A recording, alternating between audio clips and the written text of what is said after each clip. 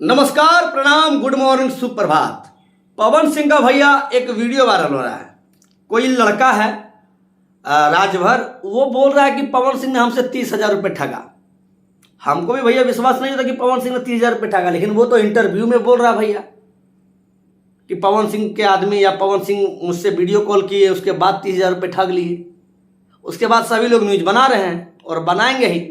किसी के साथ गलत कीजिएगा तो वो बात बोलेंगे। तो अब क्या लोग कर रहे हैं, पवन सिंह तो भैया बदनाम हो ही रहा है उधर। अब पवन सिंह के लोग लेकर के खेसारी लाल यादव को बदनाम किया जा रहा है। कमेंट में ये कुछ नाजायज लोग लिख रहे हैं कि खेसारी लाल यादव ने इसके मौसी के लड़के से भी ठगा लिया था। कितना ठगा था नहीं ठगा था वो प्रूफ नहीं है।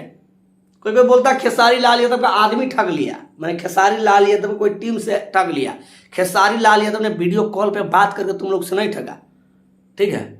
कुत्ता जैसे भौंकने से कौन बेनिफिट है नहीं भाई। इतिहास मशीन खेसारी लाल यादव को दबाने के लिए तुम लोग में उतना जिगरा नहीं है, उतना कोई माई का लाल पैदा नहीं हो गया कि खेसारी लाल यादव को तुम लोग बदनाम कर दोगे। पवन सिंह पे आरोप लगा तो चलो अब खेसारी लाल यादव के ऊपर आरोप लगा दे।